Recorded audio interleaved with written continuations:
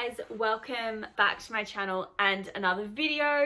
Today I'm going to be participating in the book recommendation book tag video. I just stumbled upon this one on YouTube. This book tag did come out a while ago and I just never jumped on the bandwagon. I think I missed it. I really just wanted to film a book tag video today, and this was the only one that I could find that was recent-ish. So yeah, we're just gonna do that book tag today. Hope you guys enjoy it. If you would like to also participate in it, I tag you guys, go for it. But let's just get straight into this tag. So the first question is, a book you tell people is your favorite. I don't know like what book I would pick. Like, do I have a favorite book?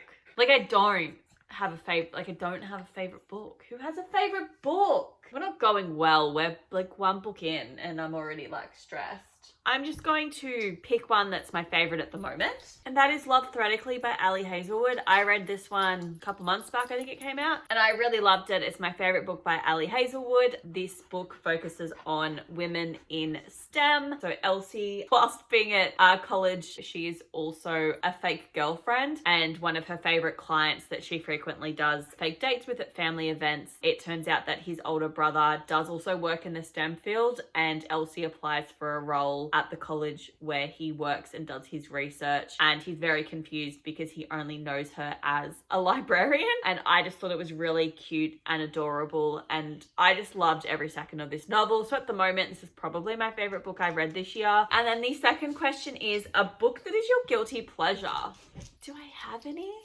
Okay, so I have picked the Harry Potter series by J.K. Rowling. I've just picked up The Philosopher's Stone. I've picked this because obviously of all of the controversy that has been happening the last couple of years with J.K. Rowling. Obviously, a lot of people are very understandably upset and mad at the comments that she's made, and I don't disagree with that, but there's definitely some negativity if you want to pick up these books and read them and talk about them. So I guess that's my guilty pleasure. I still enjoy these books. I am someone who is able to disconnect a book from its author, and so I still pick up and read these novels. That's my guilty pleasure. And then the third question is, a book everyone loved but you didn't. Alrighty, so a book that everyone loved that I really just don't is It Ends With Us by Colleen Hoover. It focuses on Lily and Ryle. They're in a relationship. It's a really beautiful, wonderful relationship at the start, and then it quickly goes downhill when Ryle becomes physically abusive towards Lily. Everyone is obsessed with this book. I did like it, but I'm not obsessed with it. I didn't like the themes. I just really fucked with my head. I don't think it's as good as people have made it out to be. I haven't read the sequel, don't really have any interest in picking up the sequel, but yeah, this is the book I'm going for this one. A book you read the fastest. I mean, I don't know. It was a book I read quickly. I mean, you could like argue any of them. I don't time myself when I read. You know what? We're going to go with this one. So the book that I read pretty quickly is The Soulmate by Sally Hepworth. I read this one in a couple of sittings. Meant to be like a thriller set in Melbourne in Australia about a family who purchase a house on the top of a cliff that's known as The Drop. And a lot of people come to The Drop to commit suicide. And we start the story off with one of our main characters, Gabe. He has literally prevented 7 people from taking their lives. And then on this one windy night, an 8th person comes and this woman ends up jumping off the cliff. It turns into a thriller on whether or not she actually jumped or whether Gabe pushed her, and then you find out how they're actually connected to one another. I read this book super quick. It was sort of like a cozy thriller. It wasn't that great. I didn't enjoy it, but I did really read it really quickly. Number 5, a book that deserves more hype. You know what? I'm gonna go with these ones. Sorry, I guess it's not just like a book, but like a book series that I think deserves more hype is The Bromance Book Club by Lyssa Kay Adams. Just contemporary romances that focus on these men who are either married or single, and they basically form a book club where they read women's romance novels to use it as basically a guide to help them in their own relationships. So each book focuses on a different guy in the book club. There's currently 5 novels in the series, so this is the first one. But yeah, I think these are really cute, fun, easy, contemporary contemporary reads. Like, it's hilarious to see like a group of men, because they're all mostly jocks as well. But I love this series. I think it's fantastic, and I wish that more people spoke about it because it's freaking hilarious, and I always enjoy these novels. And then the second, is it prompt? I don't know what to call it. Second question.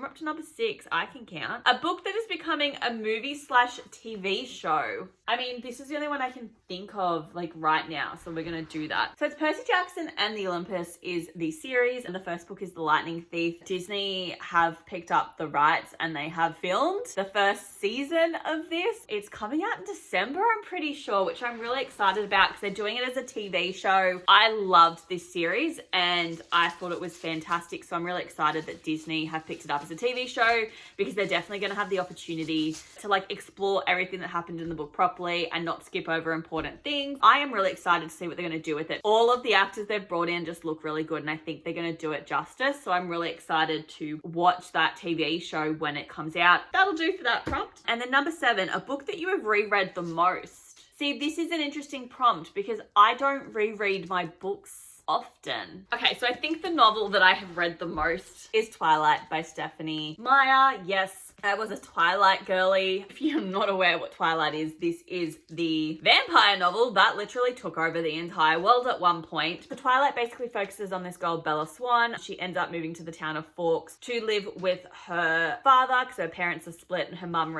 marries to like a baseball player, and they travel around a lot, and she just thinks it's easier to go and live with her dad in the town of Forks, which she does. She falls in love with Edward, who is a vampire, and it's just their love story. But I think I don't know how many times I've read this book. That'll do for that tag. And then book 8, a book from a genre you don't typically read. Okay, just because it's right behind me.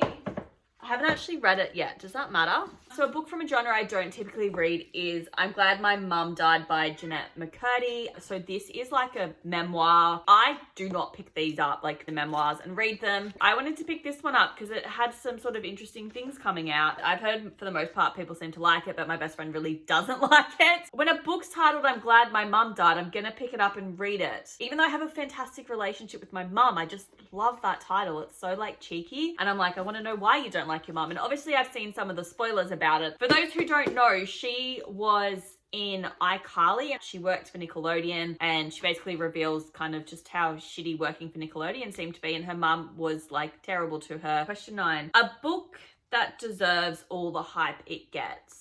I don't really pay attention to books that are hyped. Okay, so a book that I think that deserves all of the hype that it's currently getting is Love Light Farms by B.K. Borison. I read this start of October and I loved it. It was so fun and cute and such a quick, easy read. I like read this in 2 sittings. It is just so cute and fun. It's like the best contemporary novel. I'm literally getting all of my friends to pick up this novel if they ask me for one that I recommend. I'm like, Love Light Farms, you have to read it. This is one that definitely deserves the hype. It's just contemporary romance novels set in the town of Lovelight. This one focuses on Stella and Luca. Stella owns Lovelight Farms. It's basically a Christmas tree farm, and she enters this competition to try and win some prize money to save her struggling farm, but she lies and says that she runs it with her partner Luca, who is actually her best friend. They have to pretend to fake dates so that when this influencer Evelyn comes, they sort of pretend that they're in a relationship together. So it was a really cute story, but it was just such a fun, easy, enjoyable read, and I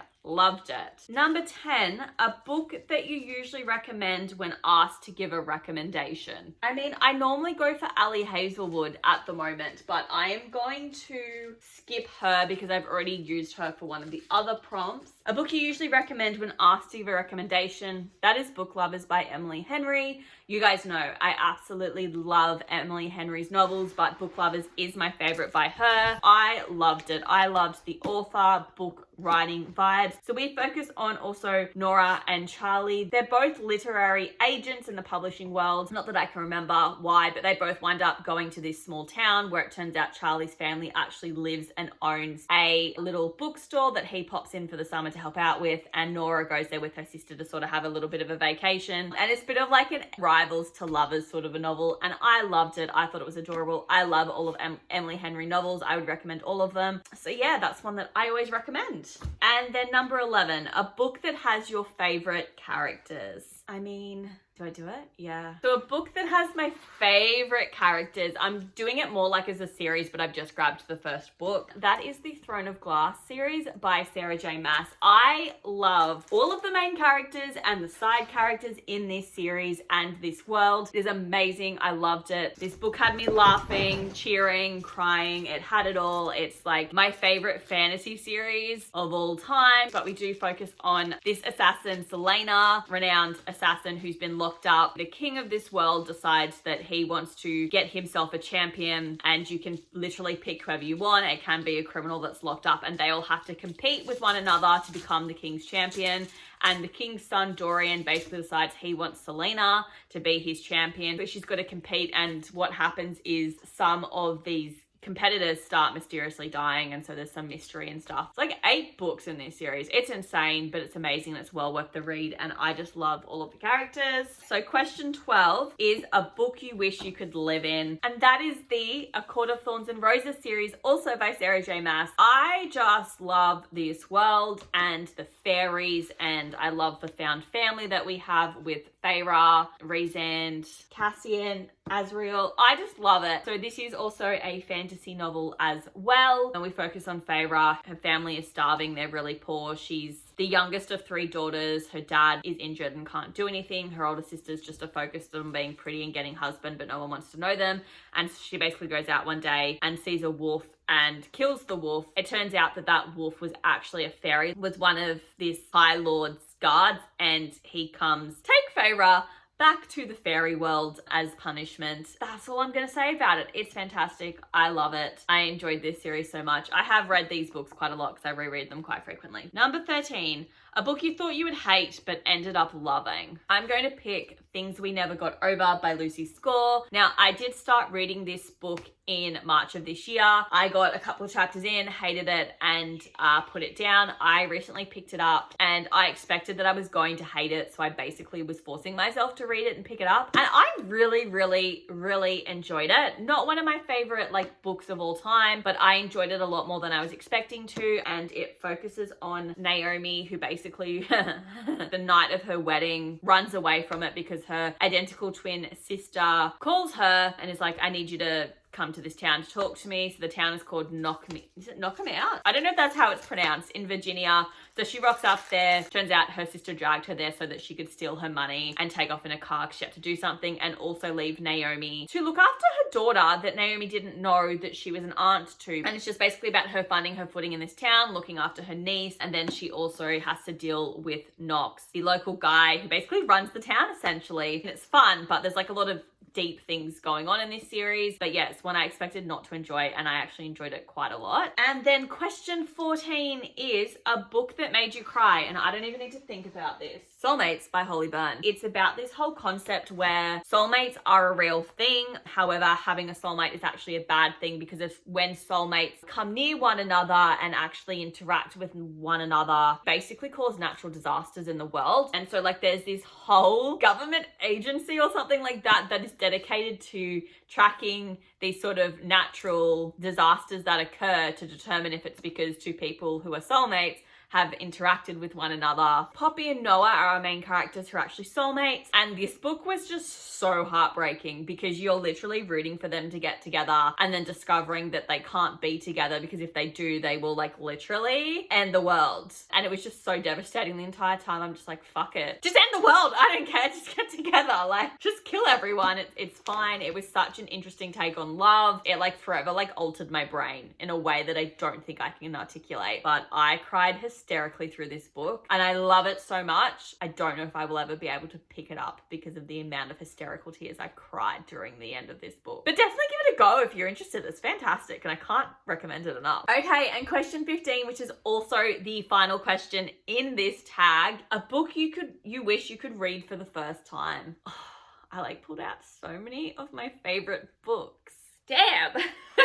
A book I wish I could read for the first time again. Lore by Alexander Bracken. Greek mythology focuses on modern day New York, where there are descendants of the gods walking around, and every 7 years, 1 week only, Zeus punishes the gods and makes them mortal, and they're forced to walk the earth. And because that they're made mortal, it means that the descendants of the gods now have the opportunity to kill the gods. You are able to seize their divine power and immortality. Lore, she is the only person left in her family. They were all murdered during the last Agon, and she wants nothing to do with it, and that is her plan until Athena wind up on her doorstep, gravely injured, and she basically is like, well, I'm stuffed and I have to now participate in this game because she's got to keep her alive, and they make a deal. This is like set over, like, is it a week? It was so good. It was brilliant. I loved it. I flew through it. I loved the way that the author sort of tied in the Greek mythology with modern day times and everything to do with it. I loved it. It was fantastic. I own 3 editions of this book, so if I could reread it for the first time again,